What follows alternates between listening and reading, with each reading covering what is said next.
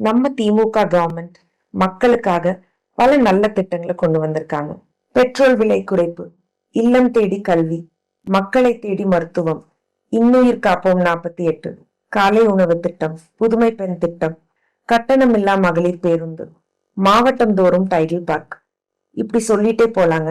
மக்களுக்கு என்ன பண்ணணுங்கிற தெளிவு திமுக கவர்மெண்ட்டுக்கு மட்டும்தாங்க இருக்கு. பாஜக போன்ற பலவீனமான கட்சிகளுக்கு தமிழ்நாட்டை பத்தி எந்த ஒரு புரிதலும் இல்லை. A good leader should have an efficient understanding of the entire country and not just North India.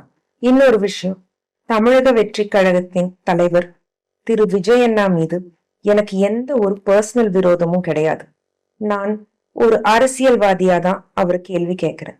எதிர்கட்சியில இருக்கிற பெண்களுக்கும் உங்க கட்சியிலிருந்து வெளியே வந்த பெண்களுக்கும் உங்க தொண்டர்கள் ஆசிட் வீசுவேன்னு மிரட்டியிருக்காங்க.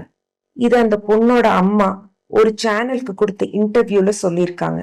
உங்களுக்கு பாடி கார்ட்ஸ் இருக்கிற மாதிரி அவங்களுக்கு பாடி கார்ட்ஸ் இல்லைங்கன்னா ஒரு கட்சியோட தலைவரா நீங்க இதையெல்லாம் ஸ்டாப் பண்ணணும். An efficient politician should focus on people and not on power.